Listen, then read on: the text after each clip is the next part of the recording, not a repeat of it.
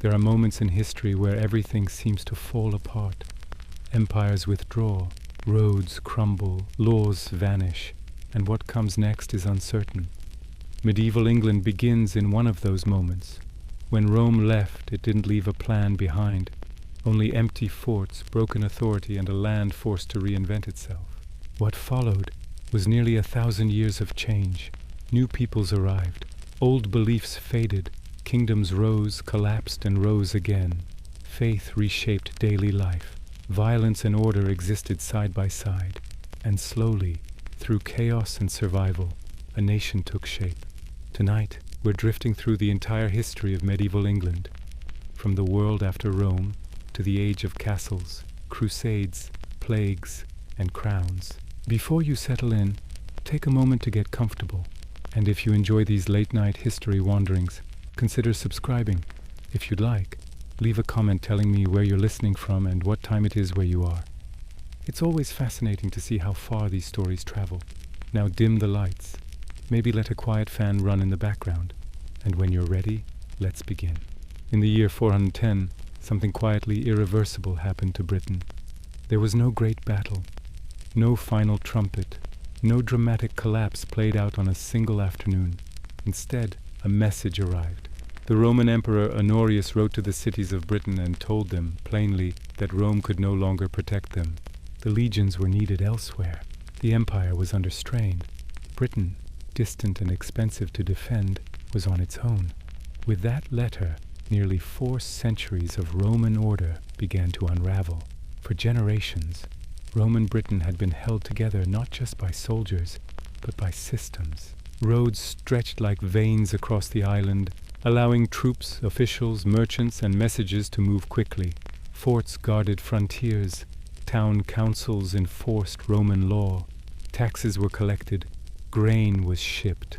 Justice, though often harsh, was predictable. Now all of that depended on something that no longer existed. The legions did not simply vanish overnight, but their presence thinned, then ended. Forts were abandoned. Pay stopped arriving. Supply chains broke. The authority that had once flowed outward from Rome simply stopped, and Britain felt it immediately. Without soldiers, roads lost their purpose. Stone highways that had once carried marching columns fell into disrepair. Bridges collapsed. Milestones became meaningless relics of a vanished world. Travel slowed. Communication fractured. Regions that had once been a few days apart might as well have been worlds away. Law followed the same path. Roman courts ceased to function. Magistrates no longer had backing. Written law, once enforced by imperial power, became suggestions rather than commands.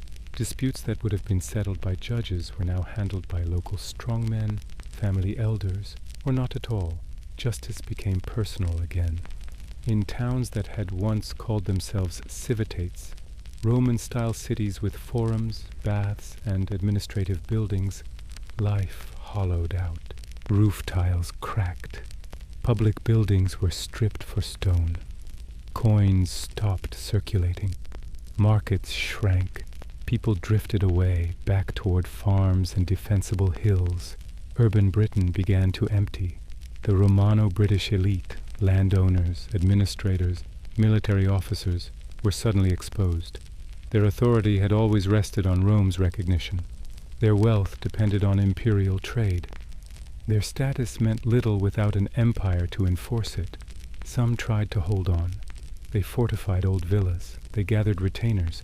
They styled themselves as local rulers, attempting to preserve fragments of Roman identity, Latin titles, Roman customs, Roman dress. But without centralized power, their authority rarely extended far beyond their immediate lands. Britain did not become a single kingdom in Rome's absence. It fractured. Every valley, every cluster of farms, every fortified hill began to operate on its own terms. Power shrank to what could be personally defended. Loyalty became local. Survival replaced citizenship as the primary concern. Fear spread faster than armies ever could. Raids increased, not yet from foreign conquerors, but from neighbors. Old rivalries resurfaced. Communities competed over land, livestock, and resources. Without imperial grain shipments, hunger became seasonal. bad harvests hit harder. Winter felt longer. Christian churches remained, but even they struggled. Bishops no longer traveled easily. Councils were rare. Isolated congregations practiced faith in different ways, blending older traditions with Christian belief, clinging to ritual as stability dissolved around them. Time itself began to feel different. Rome had brought calendars, schedules, bureaucracy. After Rome, life returned to rhythms of weather, soil, and daylight. Memory replaced record-keeping.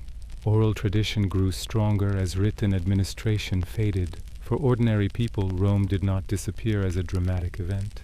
It faded like a tide pulling back, leaving uncertainty in its wake. Who was in charge now? Who could protect a village when armed men appeared on the horizon? Who enforced agreements? Who punished theft, murder, betrayal? Often the answer was no one. Britain became a land of pockets. Pockets of order, pockets of chaos, pockets of people trying to remember who they had been. Some regions fared better than others. Areas closer to former military zones retained structure longer. Others slipped quickly into isolation. Coastal regions felt exposed. Inland areas withdrew inward, relying on kinship and familiarity. There was no single experience of post-Roman Britain, but there was a shared sense of loss. A world that had promised permanence had proven fragile. The empire that claimed to be eternal had simply left. And into that silence, new questions emerged. If Rome was gone, who would rule? If law was broken, what would replace it? If protection no longer came from distant emperors, where would it come from? Britain was not yet invaded. It was not yet conquered.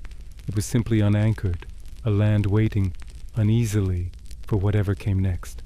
And beyond the sea, beyond the fog and unfamiliar horizons, others were watching that emptiness form. When the ships first appeared, they didn't come as an army.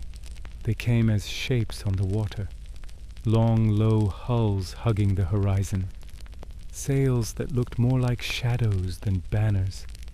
Small groups of men, families, followers, not legions, not conquerors in the Roman sense, but people moving because the world behind them had grown tight, unstable, and unforgiving. Across the North Sea, the lands we now call northern Germany, Denmark, and the Jutland Peninsula were under pressure. Population growth strained resources. Coastal flooding swallowed farmland. Old power structures fractured. Feuds, scarcity, and shifting climates made survival uncertain. Movement became a solution. The peoples who would later be called Saxons, Angles, and Jutes were not unified nations. They did not share a single identity or leader. They were loose cultural groups, bound by language similarities, shared customs and overlapping traditions, but divided into countless clans and war bands. They did not think of themselves as invaders of Britain. They thought of themselves as seekers of land. The Saxons came largely from the coastal regions of what is now northern Germany. The Angles originated farther north, from areas around modern Schleswig-Holstein. The Jutes came from the Jutland Peninsula. Their worlds were shaped by marshlands, forests, rivers, and the sea. Boats were not exotic to them. They were lifelines. Britain lay across the water like a promise. Not an empty land, but a vulnerable one. The Roman withdrawal had not gone unnoticed. Trade links already existed. Germanic mercenaries had served Rome and Britain for generations. Stories traveled faster than ships. Tales of abandoned forts, fertile land, weak defenses, and local rulers desperate for protection. At first, arrival was cautious. Small war bands landed along the eastern and southern coasts. They set up temporary camps near rivers and estuaries. These locations mattered. Rivers were highways. Estuaries allowed ships to retreat quickly if things went wrong. No one rushed inland blindly. Some arrivals were invited. Romano-British leaders struggling to defend their territories hired Germanic warriors as mercenaries. These men were paid in land, food, and status, a practical exchange in a world where Roman currency meant less each year. Protection for settlement. But agreements were fragile. Mercenaries expected continued reward. Romano-British leaders expected obedience. When payments faltered or authority weakened, tension followed. Loyalty shifted quickly when survival was at stake. Settlement crept rather than surged. Families followed warriors. Livestock arrived. Simple wooden halls replaced tents, fields were cleared, graves appeared. Over time, temporary camps became permanent villages. This was not a single invasion, it was a slow layering. Some Romano-British communities resisted, others negotiated.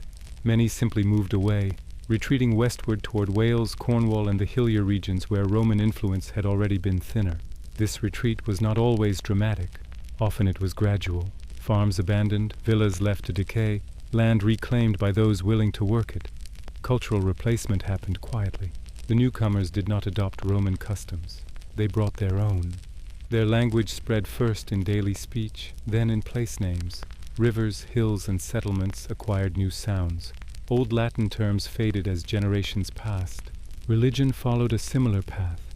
The Saxons, Angles, and Jutes worshipped gods tied to nature, war, fate, and lineage. Woden, Thunor, too. Their rituals were local, practical, and deeply woven into daily life. Christianity did not vanish overnight, but it lost institutional support. Churches fell into disrepair. Priests became isolated figures. Burial practices changed. Cremations appeared alongside inhumations. Grave goods returned. Weapons, jewelry, tools, objects meant to travel with the dead. These were not displays of wealth alone, but statements of identity. Who you were mattered more than where you came from. The land itself began to reflect the shift. Roman towns shrank further or disappeared entirely. Roads remained, but fewer people used them. New settlements ignored Roman planning, forming organic clusters around halls and farms rather than grids and forums. Power reorganized at the smallest levels. A strong leader with loyal followers mattered more than ancient titles. Kinship replaced citizenship. Oaths replaced law. Protection came from proximity, not empire. Violence existed, but it was not constant warfare. Most land was taken through settlement, not slaughter. A village abandoned was easier to occupy than one defended. Resistance happened, but so did coexistence, for a time. Over generations, the balance tilted as the newcomers multiplied and rooted themselves into the landscape. Language sealed the change. Children born to mixed communities spoke the language of their parents' daily life, increasingly Germanic rather than Latin or Brittonic. Stories, songs, and laws followed language. Memory reshaped itself around new words. Britain did not fall in a single moment. It transformed. The eastern lowlands became zones of new identity. The west grew more distinct, holding on to older traditions and languages. Between them lay blurred frontiers, unstable, shifting, contested. By the mid-5th century, the shoreline had become a doorway, not to conquest yet, not to kingdoms yet, but to a new Britain forming piece by piece, farm by farm, word by word. While the people who had once called the island Roman quietly realized that the world they remembered was not coming back. Power did not live in cities anymore. It lived in rooms filled with smoke, laughter, shouting, and the clatter of cups. Long wooden halls raised just enough above the damp earth to stay dry, but never clean. These halls were not palaces in the Roman sense. They were living things. They breathed with the people inside them. When a hall thrived, so did everyone bound to it. When it burned or fell silent, so did its world. This was where Anglo-Saxon England truly began. A lord was not a distant ruler, hidden behind walls and bureaucracy. He was present. He sat at the center of the hall, visible to all, judged constantly by those who followed him. His power came not from written law, but from reputation, strength in battle, generosity in peace, the ability to protect. Around him gathered warriors bound by oath, not blood alone. These bonds were personal, emotional, and fragile. A man followed a lord because that lord had proven worthy. Loyalty was renewed every day, reinforced by shared danger and shared reward. The hall was the stage for this relationship. At night, fires flickered against carved beams. Smoke curled upward, finding its way out through gaps in the roof. Benches lined the walls. Dogs slept under tables. Weapons leaned within arm's reach. No one ever fully relaxed. Even feasting was edged with caution. Mead flowed constantly, not as indulgence but as ritual, Passing the cup was an act of unity. To drink from the Lord's hall was to belong. To be denied drink was to be excluded, shamed, or cast out. Gift-giving held everything together. Gold arm rings, patterned swords, brooches, helmets, not payments but symbols. A lord gave gifts publicly so everyone could see who was valued. A warrior wore those gifts into battle as proof of loyalty. To strip a man of his gifts was to erase his identity. Wealth did not accumulate quietly, it circulated. A hoarded lord was a weak lord. If he did not give, warriors would drift away to someone who did. Generosity was survival. This economy left no room for safety nets.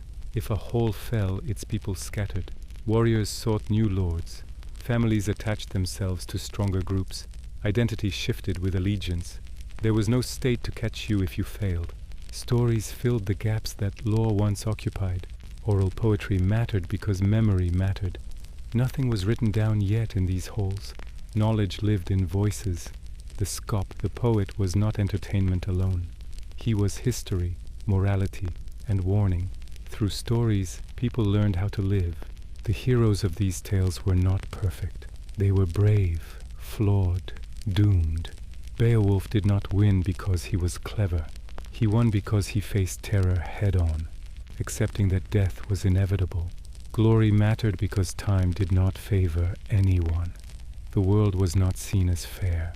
It was shaped by word, fate, a force that could not be escaped, only met with courage. You could not avoid your end, but you could choose how you faced it. Cowardice was worse than death. Dishonor lingered beyond the grave. This worldview shaped every decision. A warrior charged not because he expected to live, but because being remembered mattered more than surviving unnoticed. Songs outlived bodies. Names spoken in halls granted a kind of immortality. The gods reflected this harsh understanding of existence. They were not gentle or distant. They were powerful, unpredictable, deeply flawed. Woden sought wisdom even at great cost.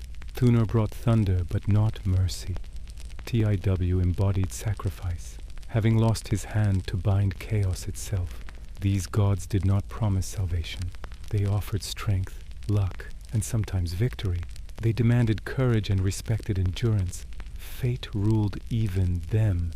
Sacred spaces were simple. Groves, springs, stones, no temples dominating landscapes. Worship was woven into daily life. Offerings were practical. Food, weapons, animals. Religion was not about purity. It was about balance and survival. Kingship grew slowly from this foundation. Early kings were not born into unquestioned authority. They emerged as the strongest war leaders, claiming descent from gods to legitimize power, but needing constant proof through action. A king who failed lost followers, sometimes lost his life. Lineage mattered, but victory mattered more.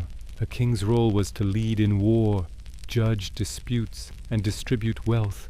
Peace was temporary. Violence was expected. Borders shifted constantly as small groups tested one another's strength. There was no England yet, only clusters of halls, territories defined by how far a lord's influence could reach before another's began. Identity was local. Loyalty was personal. The idea of a single people had not formed. Yet something was solidifying. Language unified where politics did not. Customs spread. The whole-centered way of life became the backbone of society. Children grew up learning who they belonged to, not where they lived. Night after night, fires burned. Stories were retold. Names were remembered. Old Roman roads lay silent beyond the glow of the hall, while new paths formed between settlements bound by shared culture rather than empire. And as warriors slept with weapons close and fate closer, the foundations of a new world settled into place, one shaped by loyalty, courage, and the knowledge that tomorrow was never guaranteed, only faced. The name did not begin as a king. It began as a need.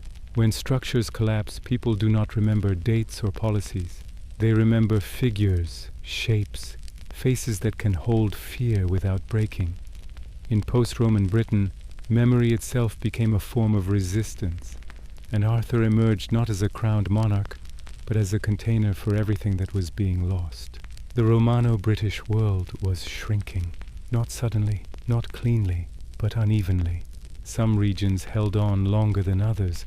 Old villas still stood, cracked and cold, occupied by families who remembered Latin prayers and Roman law, but no longer had the means to enforce either. Former officials still spoke with authority that fewer people obeyed. Soldiers still trained, but without pay, without reinforcement, without certainty that anyone was coming to help. Resistance did not disappear. It fractured. Small groups defended valleys, hills, crossings. They did not think in terms of nations. They thought in terms of land their grandparents were buried in, a hill fort, a road junction, a stretch of river. These were not grand campaigns. They were holding actions, delays, attempts to buy time. This is where Arthur belongs, not in a castle, not on a throne, but moving, appearing where pressure was greatest, leading mixed groups of Romano-British fighters who still used Roman tactics when possible, adapted to local terrain when not. Someone who knew how to organize, how to rally, how to make scattered resistance feel like purpose. Whether one man existed or many does not matter yet. What matters is why the figure was remembered. The stories that formed around Arthur were not written by historians. They were shaped by people who survived loss, people who needed to believe that the collapse had not been total, that someone had stood against it, that defeat had not been passive. In times of trauma, memory becomes selective. Failures are softened, victories are enlarged. Complexity is simplified into symbols that can be passed down. Arthur becomes less a record and more a response to fear, because fear was constant. Fear of raids, fear of displacement, fear that the old ways were simply evaporating. Roman identity had been built on continuity, on the idea that order persisted even when emperors changed. That belief shattered when the empire withdrew and never returned. The vacuum was not just political, it was psychological. People needed to explain why their world no longer worked the way it had been promised. Myth offered a framework where history could not. A heroic leader fighting back chaos made more sense than acknowledging that an entire system had failed. Arthur's wars are remembered as battles, but they function more like anchors. Each battle name marks a place where loss was resisted, even briefly. The emphasis is not on conquest, but on holding, on pushing back long enough for hope to exist. And hope mattered more than accuracy. Oral cultures do not preserve facts the way texts do. They preserve meaning. They compress generations into moments. They blur timelines because emotional truth outweighs chronological order. Arthur becomes timeless because the struggle felt timeless. Every generation faced similar pressures. New arrivals, new conflicts, shifting power. Each retelling refreshed the story, aligning it with current fears. Arthur did not belong to the past alone. He belonged to now. This is why Arthur is not remembered as building institutions. He does not create laws. He does not found cities. He fights. He holds lines. He disappears. That disappearance is as important as his presence. There is no neat ending because the trauma never resolved cleanly. Romano-British resistance did not end with a final defeat. It faded. It was absorbed. It retreated westward, into hills and peninsulas, into memory and language rather than territory. Arthur becomes the emotional bridge between what was and what could no longer be. This is why later stories inflate him. As centuries passed and new powers rose, Arthur was reshaped to fit different needs. But at the core, the earliest versions are not about glory. They are about endurance. The stories remember a time when being organized itself was heroic. A time when leadership meant simply standing firm while everything else dissolved. This kind of myth does not emerge in stable societies. It emerges when continuity breaks. When people cannot rely on institutions, they rely on stories to explain themselves to their children. To say, we were not weak, we were overwhelmed. To say, we fought. To say, we mattered. Arthur's enemies are often vague. Invaders, monsters, forces rather than nations. This reflects the lived experience, Threats did not arrive as formal armies with banners. They came as sudden violence, as displacement, as gradual replacement. The myth simplifies because reality was chaotic, and chaos is difficult to pass down. So Arthur becomes clarity, a single leader, a single purpose, a single moment where the world almost held together. The cultural memory preserved in Arthur is Romano-British grief shaped into courage. It is the memory of roads no longer patrolled, of law courts silent, of authority that once felt permanent, now reduced to stories told by firelight. But it is not a story of surrender. Arthur does not win forever, but he does not submit. That distinction mattered deeply. To remember resistance is to preserve dignity. This is why Arthur survives long after the Romano-British world fades. Because myths are not about what happened. They are about what needed to be believed. And in the long nights after Rome, belief was as necessary as food. As generations passed, the halls that told these stories changed. New languages dominated, new lords rose, but the memory persisted, reshaped but intact at its core. A leader who stood when standing seemed impossible. A memory that said collapse did not erase worth. And as Anglo-Saxon culture continued to form its own identity, this older memory lingered beneath the surface, unresolved, waiting to be reinterpreted rather than forgotten. Not history, but memory. And memory once formed does not disappear easily. The change did not arrive like a thunderclap. It moved quietly, on foot, along old roads that were no longer maintained, carried by men who owned almost nothing and expected even less. Christianity entered early medieval Britain not as a conquering force, but as a presence that learned how to survive inside a fractured world. Long before kings converted, before crosses were raised in stone, the faith moved through margins. Coastal monasteries, remote islands, forest clearings, places where power was thin and authority uncertain. The first missionaries were not Roman officials or imperial envoys. They came from the edges of the former world. Ireland, Iona, Lindisfarne. Men like Columba and Aidan belonged to a Christianity that had grown apart from Rome during the centuries when Britain and Ireland developed beyond the empire's direct reach. Their faith was deeply personal, shaped by exile, scholarship, and endurance rather than hierarchy. These missionaries traveled light. They memorized scripture. They copied texts by hand. They preached without armies, relying instead on hospitality and example. Celtic Christianity did not resemble the centralized religion that would later dominate Europe. Authority flowed from holy men rather than institutions. Monasteries mattered more than bishops. Learning and devotion were intertwined. A monk might also be a farmer, a healer, a poet. This flexibility allowed the faith to adapt to societies that no longer trusted large systems. It fit a world where loyalty was personal and power localized. When missionaries entered Anglo-Saxon territories, they did not encounter empty lands or ignorant peoples. They met complex warrior societies with their own cosmologies, laws, and moral codes. Pagan belief was not chaos. It was structured around fate, honor, reciprocity, and kinship. The gods were not distant. They were woven into daily life, into weather, battle, and lineage. Any new faith would need to explain suffering, death, and uncertainty in a way that made sense alongside wired. The inescapable force that governed existence. Christianity did not immediately replace these beliefs. It layered itself over them. Missionaries learned local languages. They adopted existing symbols. Sacred wells became holy sites. Feast days aligned with seasonal rituals. The message was framed not as rejection, but as fulfillment. Christ was presented not as a foreign god, but as a Lord stronger than all others, one who offered victory over death rather than protection from it. Kings were the turning point. Conversion spread vertically, not horizontally. When a king accepted Christianity, his court followed. When his court followed, his warriors complied, not always with conviction, but with loyalty. Faith became part of political alignment.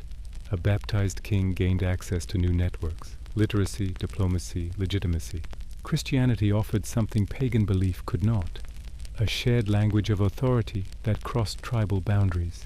King Edwin of Northumbria stands at the center of this shift. His conversion was not emotional, it was contemplative. According to later accounts, he weighed the old beliefs carefully, listening to advisors who debated the merits of the new faith. One counselor offered a metaphor that endured because it captured the moment perfectly. Human life, he said, is like a sparrow flying through a warm hall during winter. It enters briefly from the darkness, enjoys light and heat, then disappears again into the unknown. Pagan belief could describe the hall, but not what lay beyond. Christianity, he argued, claimed to know what followed the flight. This was not blind faith, it was philosophical necessity. The Anglo-Saxon worldview accepted impermanence, but it longed for meaning within it. Christianity did not deny fate, but it reframed it. Suffering was no longer random. Death was no longer final. Memory extended beyond songs and lineage into eternity. For warrior elites who lived with constant violence, this mattered deeply. Yet conversion was slow.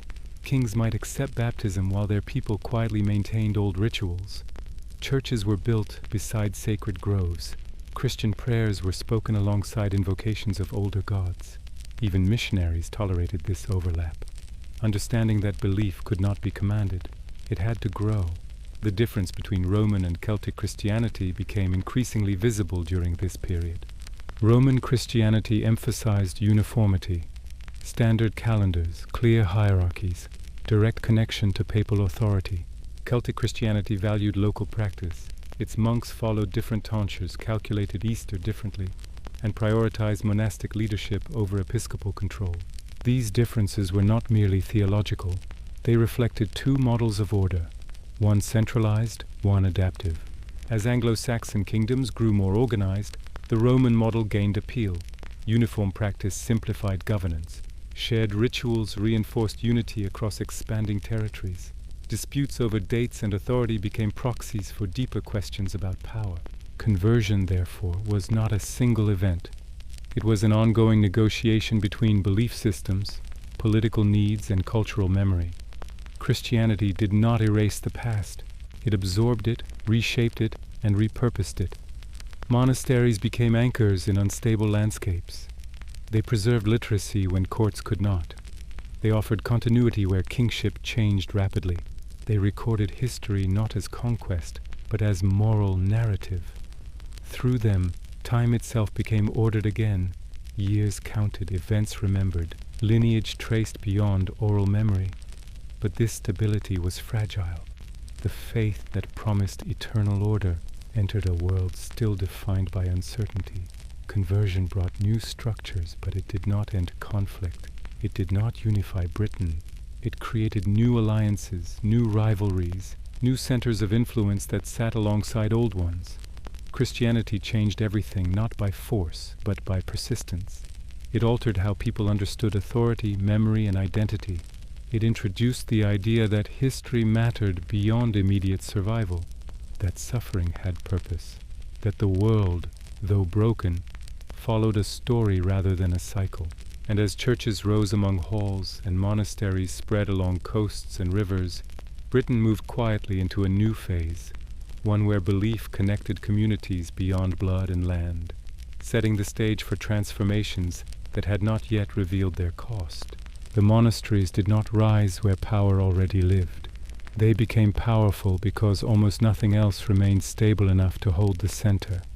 In a landscape shaped by fragile kingship, shifting borders, and memory carried mostly in mouths rather than ink, monasteries offered something radical: continuity, stone walls that did not move when rulers fell, rhythms of prayer that did not change with alliances, rooms where time was measured not by seasons of war, but by bells and candles. These places were not quiet retreats from the world. They were engines that kept it running. A monastery was a village, a school, a library, an archive, a farm, and often the most literate institution within days of travel. Monks managed land, organized labor, recorded donations, negotiated disputes, and advised kings who couldn't read their own charters. Literacy itself became a form of authority. To read was to remember. To write was to decide what deserved to be remembered at all. In a world where oral tradition still dominated, writing carried weight far beyond communication. A written record could outlive a king. A copied text could cross generations unchanged. This mattered in a society where law, lineage, and legitimacy were increasingly fragile. Monasteries preserved not just scripture, but contracts, boundaries, genealogies, and stories that transformed scattered communities into something that could think of itself as continuous. Nowhere is this more visible than in the illuminated manuscripts produced in early medieval England. The Lindisfarne Gospels are not simply a religious text, they are a declaration. Created on a remote island monastery off the Northumbrian coast, the book fuses Christian theology with local artistic traditions. Interlaced patterns echo earlier Celtic designs. Colors pulse with intensity that feels almost alive. The letters themselves become objects of devotion. Reading was no longer only about meaning, it was about presence. The monks who created such works were not decorating for beauty alone. Illumination served purpose. It slowed the reader. It demanded attention. In a largely illiterate world, the physicality of the book communicated holiness before a single word was understood. The manuscript became proof that order, skill, and patience still existed. Books required time. Time required safety. Safety required organization. Monasteries cultivated self-sufficiency. They drained land, planted crops, bred animals, and stored food. This stability allowed learning to persist when courts collapsed or moved. A king might rule for years. A monastery could endure for centuries. Over time, these institutions accumulated not only spiritual authority, but economic and political influence. They advised rulers because rulers needed them. This relationship reshaped governance. Kings began to rely on monks for administration. Charters were written by clerics. Laws were recorded in scriptoria. Diplomatic correspondence passed through monastic hands. The act of ruling became inseparable from literacy, and literacy became inseparable from the church. It was within this environment that figures like Bede emerged. Living at the monastery of Jarrow, Bede never traveled far. His world was bounded by prayer, study, and correspondence, yet his influence extended across England and beyond. His ecclesiastical history of the English people did something unprecedented. It treated the inhabitants of the island not merely as tribes or kingdoms, but as a people with a shared past. Bede wrote history with purpose. He organized time into eras. He connected events through causation rather than legend. He framed conversion, kingship, and learning as part of a single unfolding story. In doing so, he helped create the idea of English identity before England existed as a unified state. This was not nationalism as we understand it. It was continuity. Bede's work suggested that the people of the island shared more than geography. They shared memory, and memory once written could be passed intact. Learning inside monasteries extended beyond theology. Monks studied astronomy to calculate feast days. They learned arithmetic to manage estates. They copied Roman texts on grammar, rhetoric, and medicine.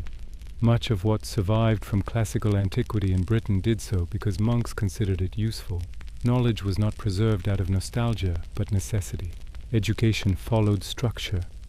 Novices learned Latin before theology. Memorization preceded interpretation.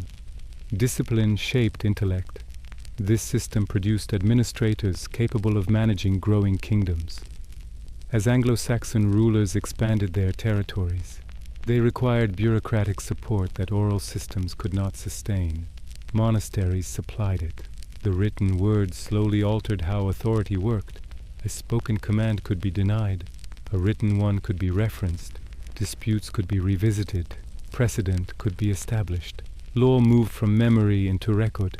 This change did not happen quickly, but once begun it was irreversible. Monastic networks connected distant regions. Texts copied in Northumbria traveled south. Ideas from Rome arrived through Canterbury. Letters crossed seas. Scholars debated doctrine across borders that armies could not reliably cross. Knowledge moved independently of political stability. The light these institutions carried was not metaphorical alone.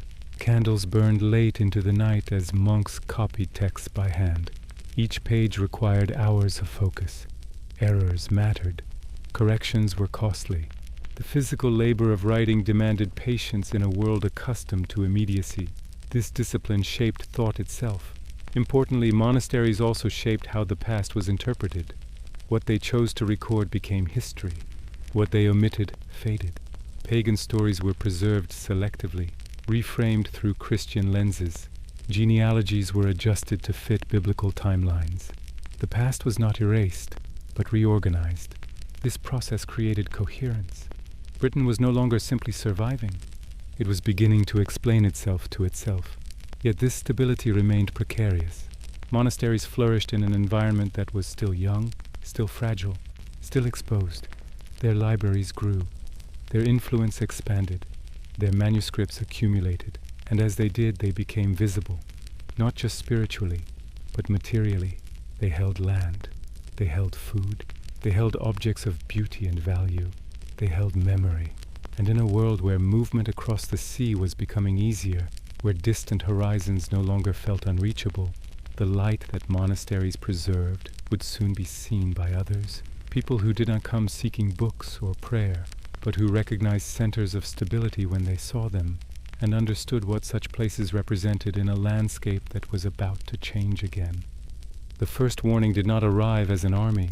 There were no messengers, no declarations, no buildup of rumors moving inland. It came from the sea, sudden and almost absurd in its quiet efficiency.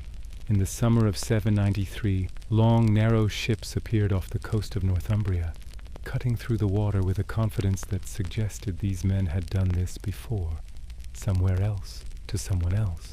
Their target was not a fortress or a royal hall, but a monastery, Lindisfarne, a place of prayer, books, and bells, a place that believed itself protected not by walls, but by holiness. The shock was immediate and profound. Monks were cut down where they stood. Sacred objects were stripped of their meaning and reduced to their material worth. Books that had taken years to create were torn apart for their covers. Altars were smashed. The island that had been a beacon of learning became a lesson in vulnerability. This was not just violence, it was violation. The sense that the rules had changed overnight and no one had been informed.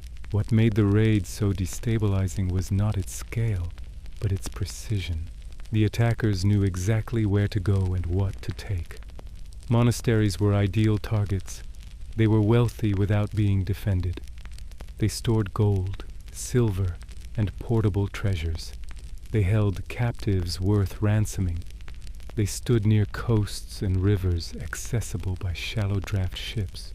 And perhaps most importantly, they symbolized order.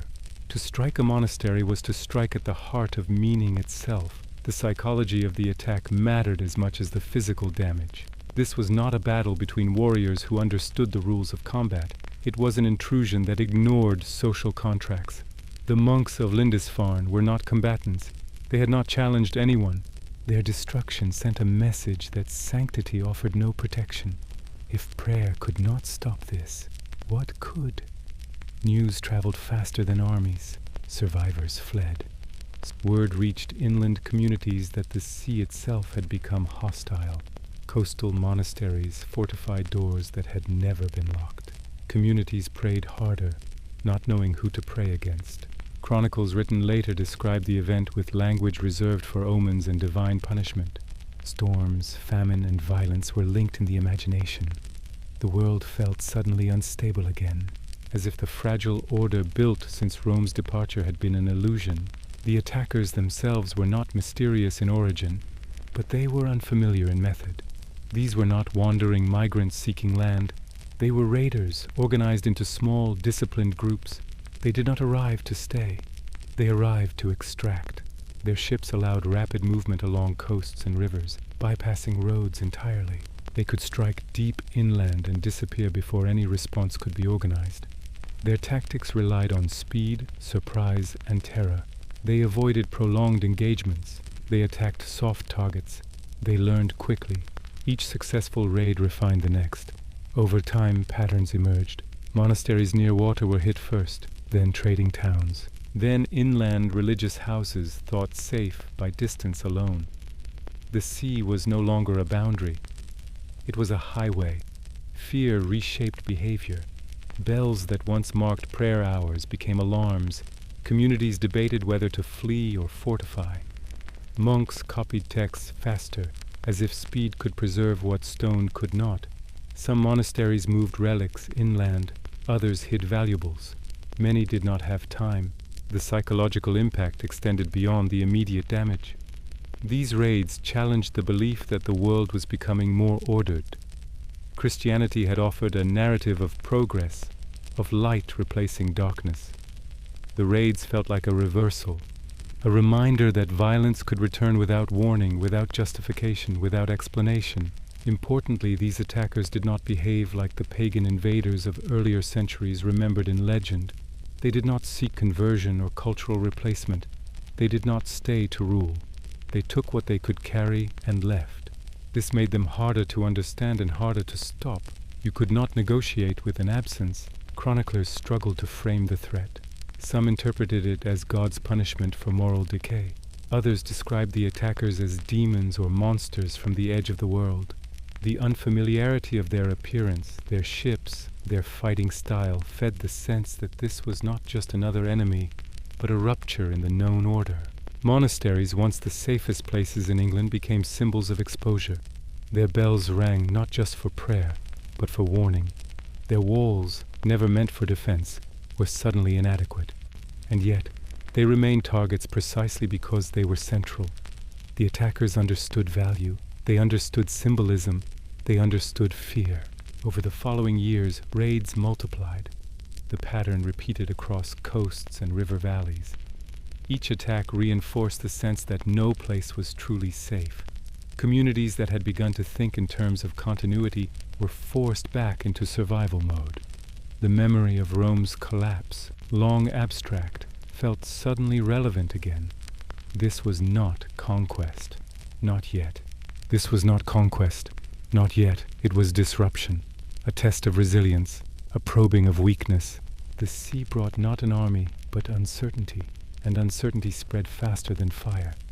England had been learning to write its story. Now something from beyond the horizon was tearing pages out at random, reminding everyone that the island's future was still unfinished, and that stability, once gained, could still be taken away just as suddenly as it had returned. The raids had taught England to flinch, but they had not prepared it for extinction. For decades the ships had come and gone like bad weather, sudden, violent, and then gone again. Monasteries burned, towns rebuilt, fear lingered, but the underlying assumption remained that these men from the sea were temporary, predators, not settlers. A problem to endure, not a force to surrender to. That illusion shattered in the year 865, when the sea did not empty itself back into silence. It delivered an army that stayed. The Anglo-Saxon chronicle would later call it the Great Heathen Army, and the name itself reveals the terror of the moment. This was not a raid, not a seasonal expedition, not a handful of ships chasing silver and slaves. This was a mass movement of warriors, families, supplies, and intent. Thousands of men arrived not to strike and flee, but to take, hold, and rule. Their ships filled the horizon. Their camps spread inland. Their presence lingered through winter, something raiders had never done before. The unspoken truth became impossible to ignore. England was not being tested anymore. It was being dismantled. The army landed in East Anglia, a kingdom already strained by decades of fear. The response was not resistance, but submission. The local king chose survival over martyrdom, buying peace with horses and supplies. It was a practical decision, but a revealing one. The old heroic ideal of the warrior king dying for his people was already cracking under the weight of reality. This enemy did not come to fight fair battles. It came to grind kingdoms down until resistance was pointless. From East Anglia, the army moved north into Northumbria, a kingdom weakened by internal conflict. Two rival kings fought each other while the enemy approached, a tragic echo of Rome's final years in Britain. When the great heathen army attacked York in 866, the city fell quickly. Attempts to reclaim it ended in slaughter. Both Northumbrian kings were killed, and with them died any illusion that divided leadership could survive this new threat. Northumbria, once a center of learning and power, effectively ceased to exist as an independent kingdom. The speed of collapse was staggering. These were not poorly organized bands. The army moved with strategic intent, choosing targets carefully, exploiting political fractures, wintering where supply lines could be maintained. Fortified towns became bases, rivers became highways. The very infrastructure that had once helped kingdoms trade and communicate now served the invaders just as well. England's geography betrayed it. Mercia fell next, or rather hollowed out. Once the largest and most powerful of the Anglo-Saxon kingdoms, Mercia had dominated England for generations. Now it fractured under pressure. Its king fled. Its nobles submitted or were replaced. Some territories were absorbed directly into Scandinavian control. Others survived as client states, ruled by local leaders who understood that obedience was cheaper than resistance. Mercia did not fall in a single dramatic battle. It eroded, its authority dissolving until nothing meaningful remained. Wessex alone resisted, not because it was stronger, but because it had nowhere left to retreat. As the great heathen army pushed south, the sense of inevitability grew. Kingdom after kingdom disappeared from the political map, not conquered in glorious wars, but extinguished through pressure, attrition, and fear. The old idea of England as a patchwork of stable realms was replaced by a grim new reality.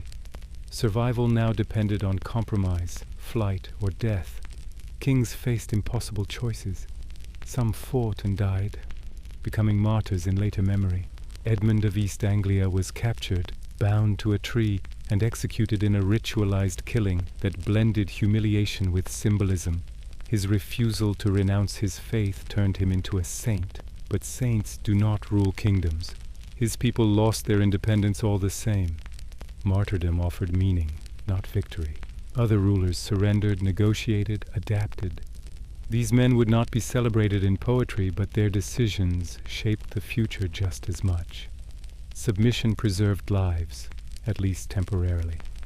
It also normalized the idea that Scandinavian rule was not a passing nightmare, but a permanent condition. Once tribute became governance, resistance became rebellion rather than defense. The psychological collapse mattered as much as the military one. England had survived chaos before, but this felt different. The invaders did not melt away. They built settlements, they brought families, they divided land. Law, language, and custom began to shift in occupied regions. This was not destruction alone, it was replacement. Out of this occupation emerged the Danelaw, though no one living through its birth would have understood it as a defined border. It was not a line drawn cleanly on a map, but a gradual recognition that half of England now followed different rules. Scandinavian law codes governed land disputes. Scandinavian place names replaced older ones. Scandinavian leaders collected taxes and enforced order. The east and north of England were no longer culturally or politically Anglo-Saxon in the old sense. What made this transformation so unsettling was its normality. Life went on. Fields were plowed. Markets reopened. Children grew up speaking mixed languages without knowing they were living in a conquered land. The end of England did not come as a single catastrophic moment. It came quietly, as people adjusted to new masters, because adjustment was easier than extinction. The great heathen army fractured and reformed over time, splitting into smaller forces that controlled territory rather than roaming it. This adaptability was its greatest strength. Where resistance stiffened, it negotiated. Where leadership collapsed, it replaced it. Where land was fertile, it settled. The invaders became neighbors, then landlords, then rulers.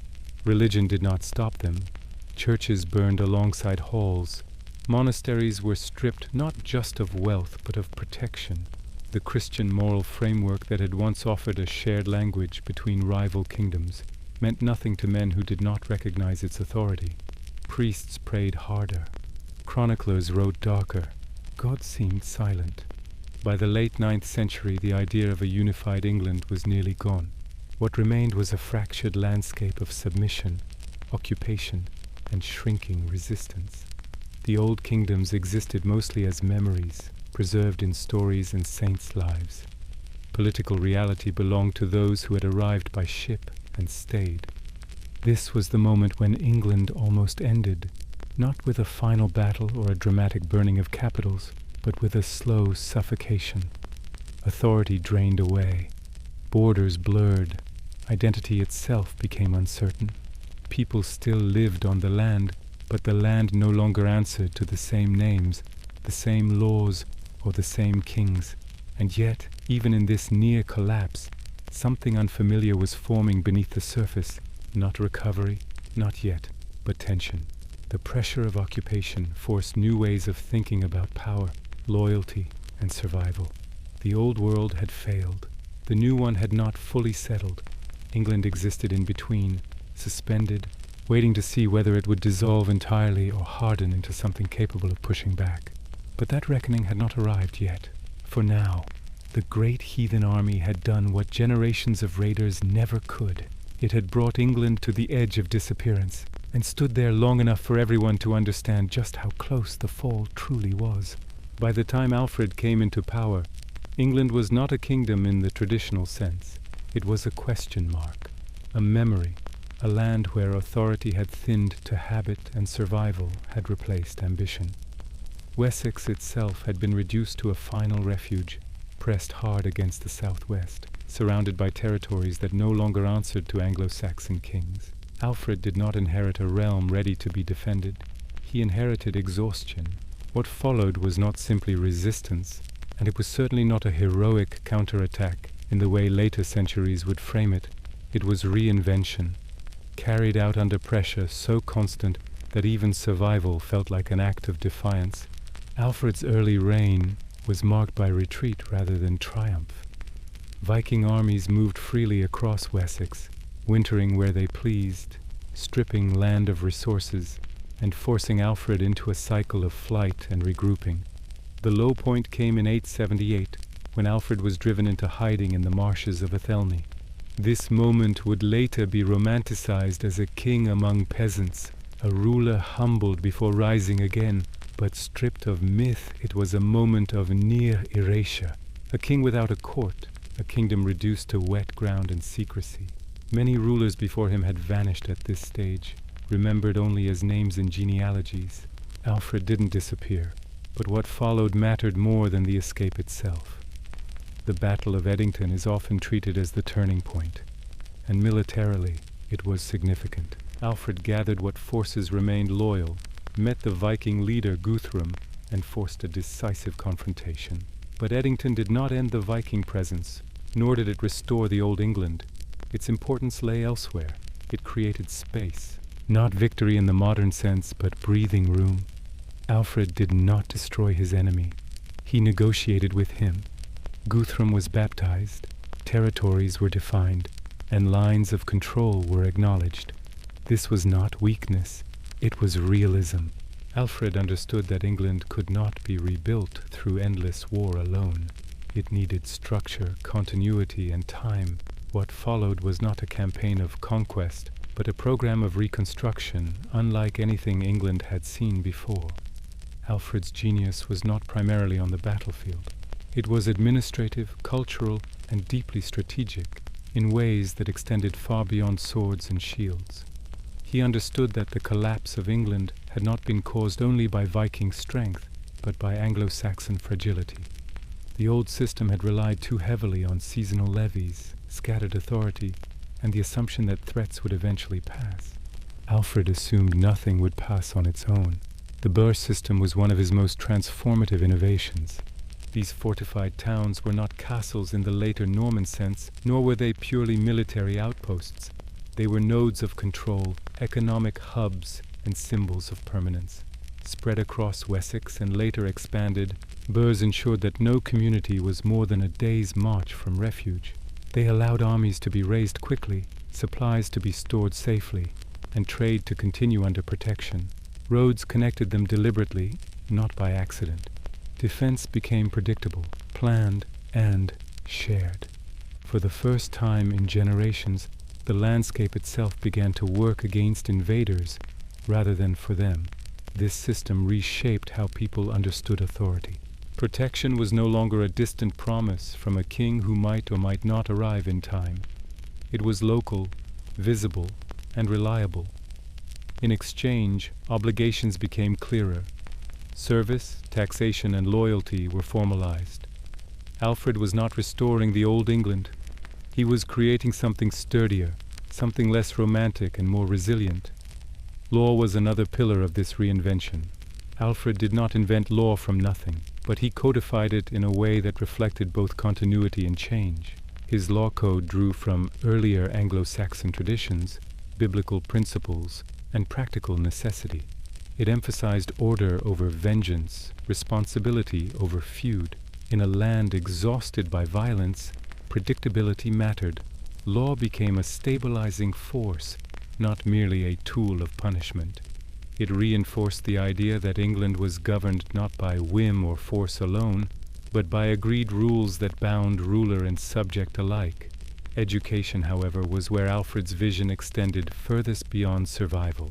He looked at the devastation of monasteries, the loss of scholars, the fading of literacy, and saw not just cultural tragedy, but political vulnerability. A kingdom that could not read its own laws, record its own history, or communicate across regions was a kingdom that would fracture again. Alfred did not simply patronize learning. He involved himself directly. He promoted the translation of key texts into Old English so that knowledge would not remain trapped in a language fewer people understood. Philosophy, theology, history, and practical instruction were all brought into the vernacular. This was not nostalgia. It was strategy. By encouraging literacy among administrators and clergy, Alfred strengthened governance itself. Records could be kept. Orders could be transmitted accurately. Memory became institutional rather than personal. This shift cannot be overstated.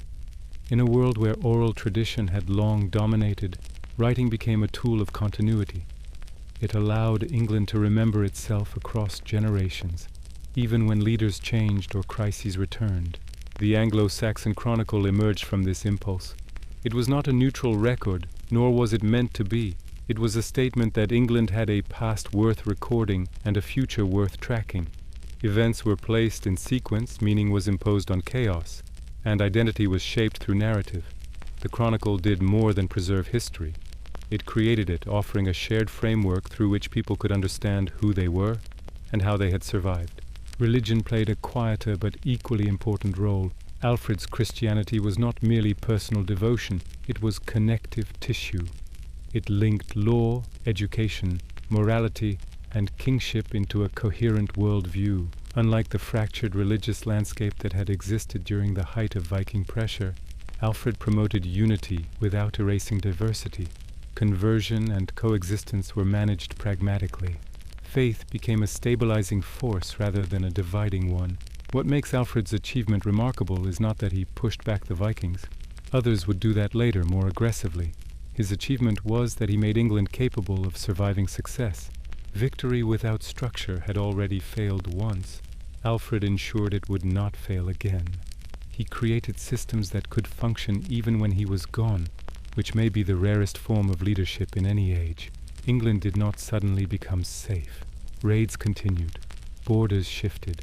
Threats remained. But the difference was subtle and profound. England now had depth. Losses could be absorbed. Authority could be reasserted. Identity could be maintained even under pressure.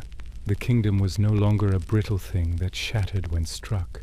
It bent, adjusted, and endured.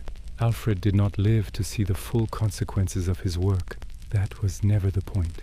His England was not finished. It was stabilized. It stood not as a return to what had been lost after Rome, but as something new, shaped by collapse and rebuilt with intention. The vacuum that had followed Roman withdrawal had finally been filled, not by imitation, but by adaptation. The reinvention of England did not announce itself with ceremony.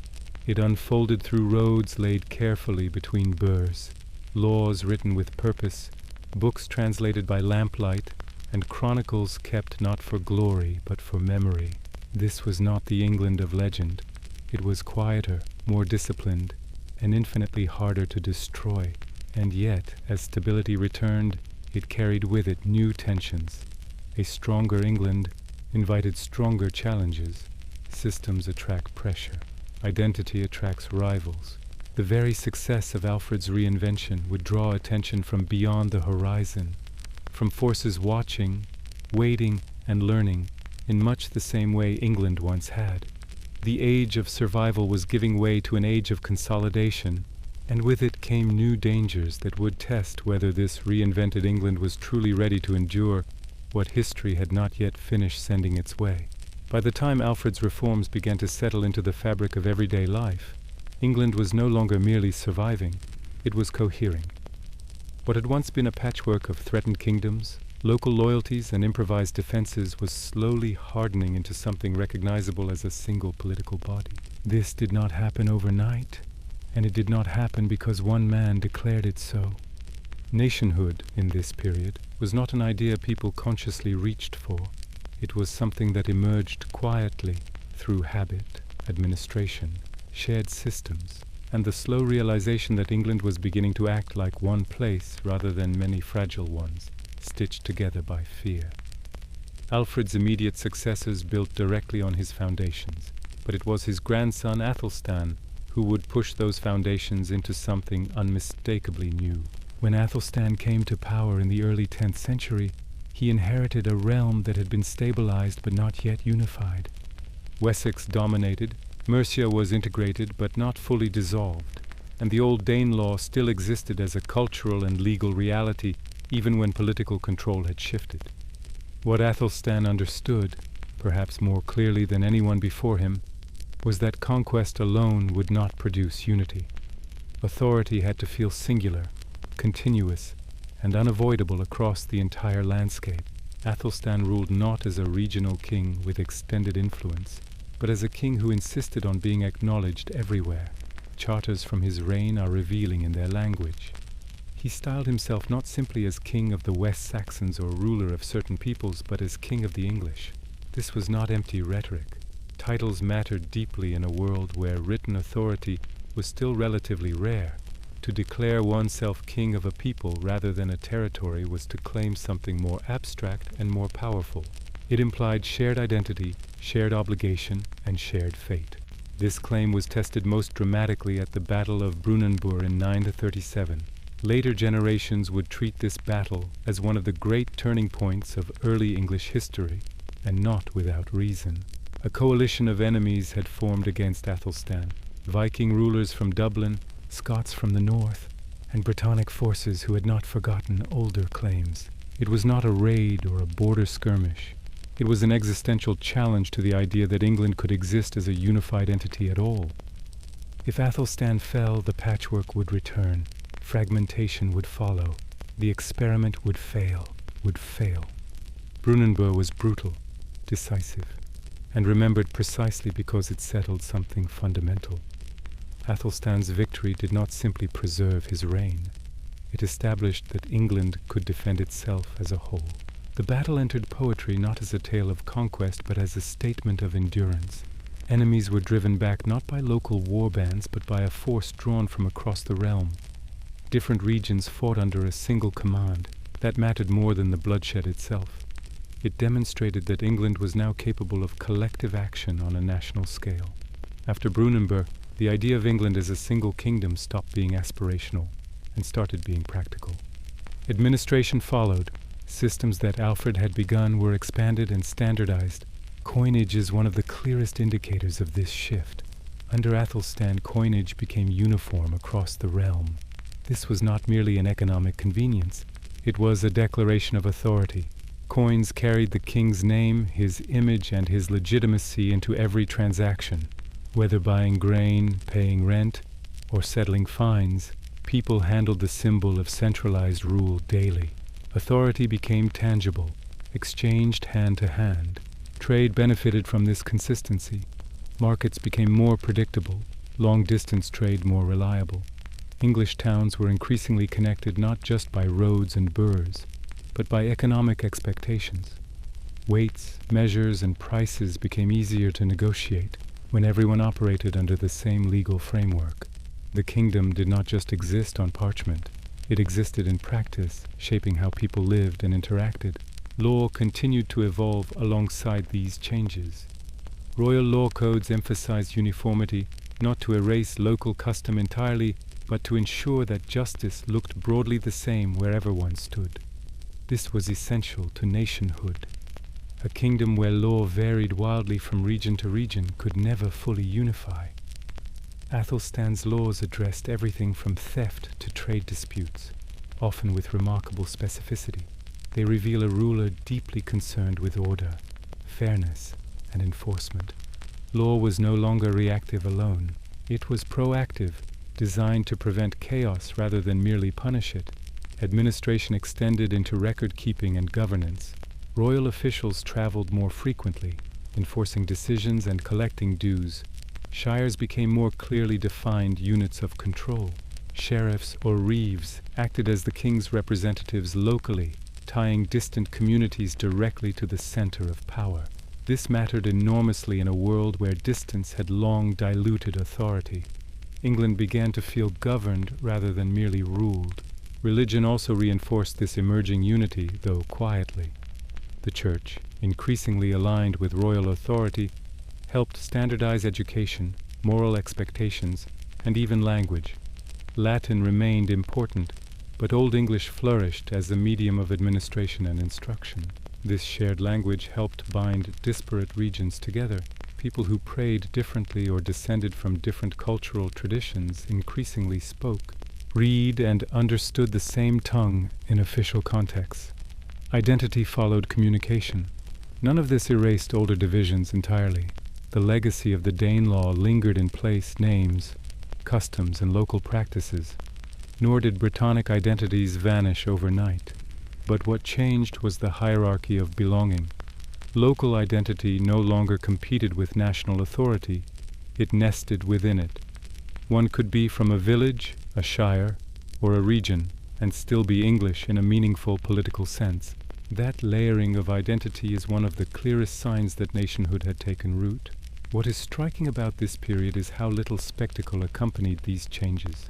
There was no single coronation that declared England complete, no dramatic proclamation announcing a new age.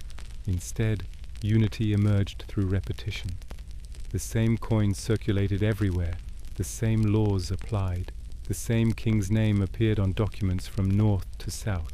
Over time, this sameness became normal. And when sameness becomes normal, fragmentation becomes unthinkable. England was now more than the sum of its parts. It had boundaries, systems, memory, and momentum. It could negotiate, trade, punish, and defend as a single entity. That did not make it invulnerable, but it made it coherent. Coherence is what allows a state to absorb shocks rather than disintegrate under them. Athelstan's reign did not mark the end of struggle, it marked the end of improvisation. England no longer relied on individual brilliance or luck to endure. It relied on structures that could outlast any one ruler. This was the quiet triumph of the 10th century. Not peace, not dominance, but durability. And yet, durability attracts attention. A unified England was richer, more organized, and more visible than the fractured lands that had existed before. Trade routes brought wealth. Coinage signaled stability. Administration promised continuity. All of this made England something worth noticing again from across the sea. The horizon, which had once delivered terror and collapse, had grown quiet for a time, but it had not emptied.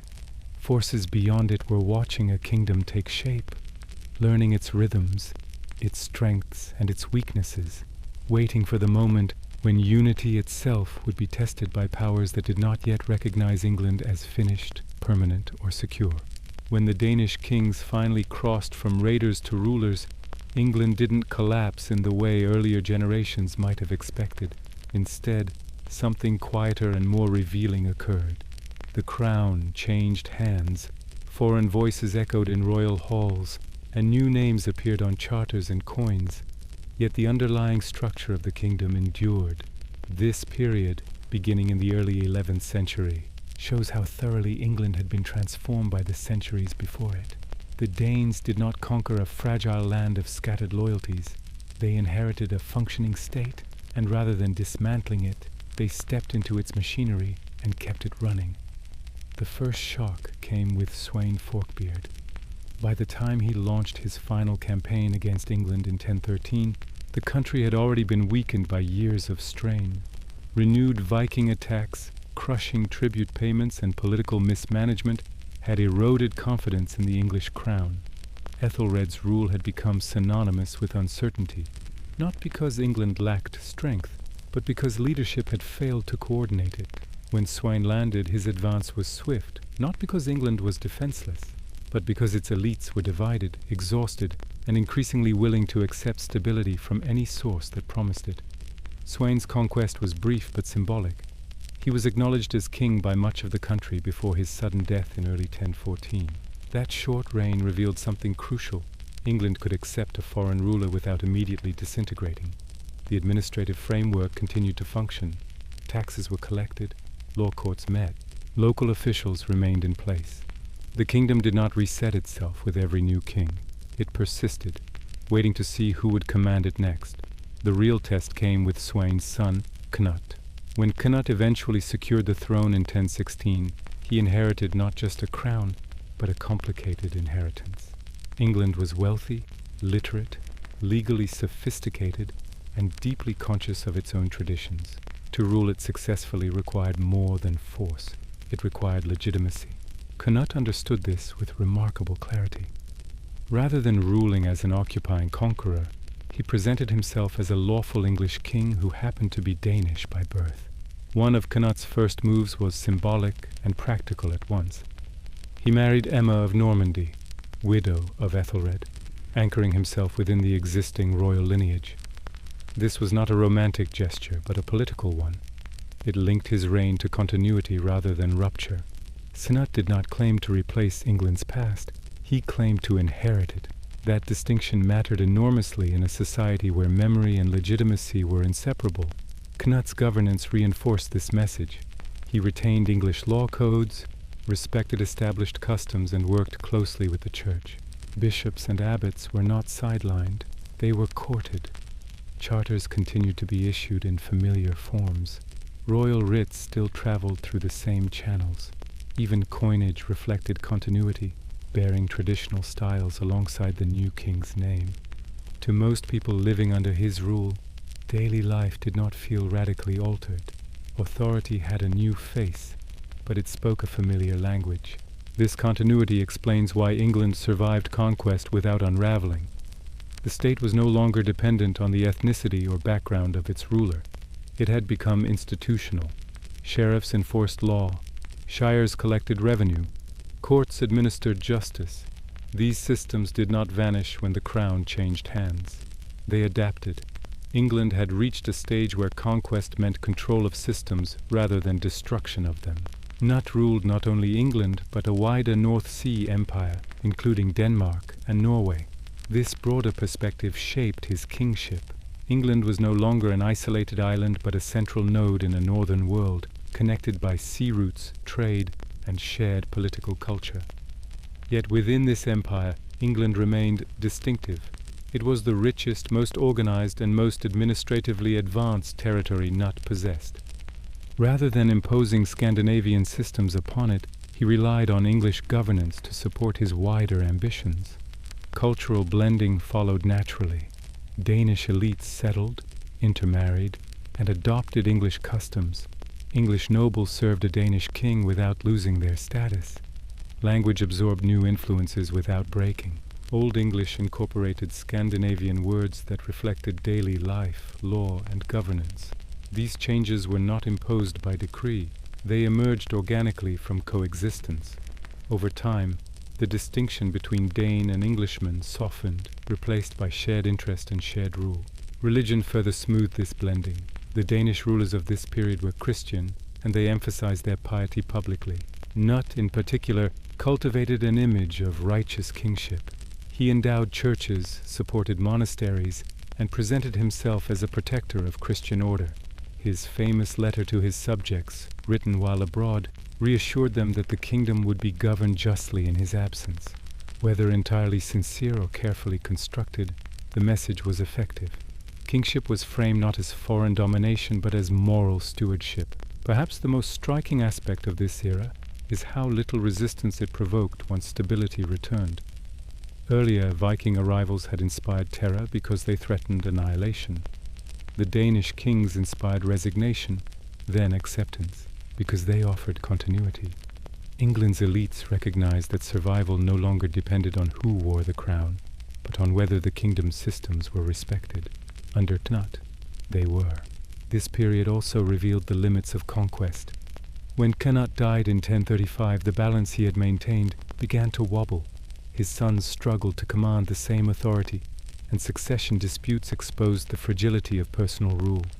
Yet even as dynastic uncertainty returned, England itself did not disappear. The kingdom endured because its identity had outgrown individual kings. By the time the Danish line faltered, England had absorbed its conquerors as much as it had been ruled by them. The experience left marks, but it did not erase what came before. Instead, it added another layer to English identity, one shaped by the sea, by shared governance, and by the realization that power could come from outside without destroying what lay within. The age of Danish kingship proved something vital. England was no longer defined by who invaded it, but by how it responded. It could bend without breaking. It could accept foreign rule without losing itself.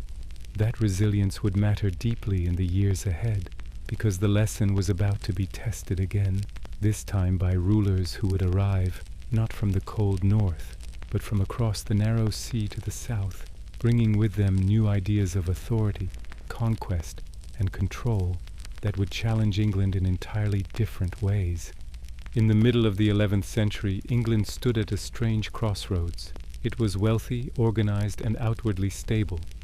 Yet beneath that surface ran deep uncertainty about who truly had the right to rule it. The Danish kings were gone, the old royal line had returned, and the kingdom once again belonged to it. But that return carried its own problems, because the king who now sat on the throne was a man shaped as much by exile and foreign influence as by English tradition. Edward the Confessor ruled England for more than 2 decades, yet his reign quietly prepared the ground for the most dangerous succession crisis the country had ever faced. Edward had spent much of his early life in Normandy, forced into exile during the height of Danish power. When he finally became king in 1042, he returned not as a warrior who had fought for the crown, but as a symbol of continuity. His claim mattered because it reconnected England to its older royal bloodline. Yet Edward never fully escaped the shadow of his upbringing. He surrounded himself with Norman advisors, encouraged Norman churchmen, and favored continental styles of governance and religion. This did not immediately destabilize the kingdom, but it created tension, especially among the powerful English noble families who had learned to wield enormous influence during earlier reigns. At the center of that tension stood the Godwin family.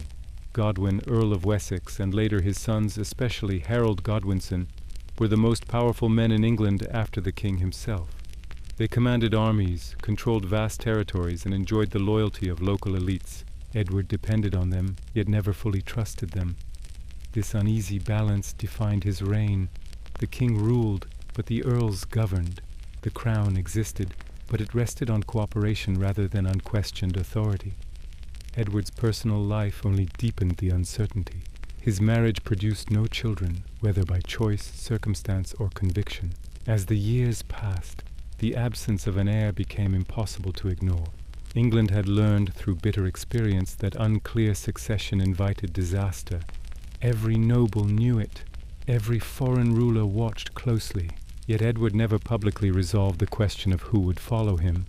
Promises were hinted at, stories circulated, oaths whispered about, but nothing was fixed in a way that could bind the kingdom together after his death. By the early 1060s, Harold Godwinson had effectively become the backbone of English governance. He led armies, negotiated with rivals, and defended the kingdom's borders. To many English nobles, Harold looked like the obvious successor, experienced, respected, English by birth, and capable of command. But Harold lacked royal blood, and that mattered deeply in a world where legitimacy was as important as competence. His power made him indispensable, yet it also made him controversial. Across the North Sea, Another figure was paying close attention. Harald Hardrada, King of Norway, was a man forged by war and ambition. He was no distant raider, but a veteran of battlefields stretching from Scandinavia to Byzantium. In his youth, he had served in the elite Varangian Guard, fighting for the Byzantine emperor and amassing wealth, experience, and a reputation for fearlessness. By the time he turned his attention toward England, Hardrada believed himself destined for greatness. He did not see the English throne as a foreign prize, but as something he could legitimately claim through tangled agreements and old Scandinavian understandings of rule. Hardrada's claim rested partly on earlier arrangements between Danish and Norwegian kings, made during the era of Canute and his successors. To Hardrada, England was part of a northern world that could still be claimed by force and right combined. What made his ambition especially dangerous was that it aligned with internal English discontent. Harold Godwinson's own brother, Tostig, had been exiled after losing his earldom of Northumbria. Bitter, humiliated, and eager for revenge, Tostig found in Hardrada an ally willing to back his return with steel. While these forces gathered, Edward the Confessor's health declined. In January 1066 he died, leaving behind a kingdom held together by habit rather than certainty.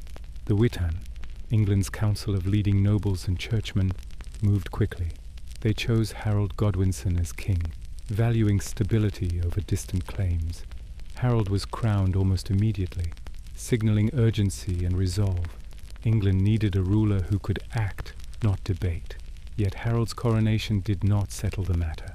Instead, it triggered the final convergence of long-building tensions. To Hardrada, Harold was a usurper. To Tostig, he was a personal enemy.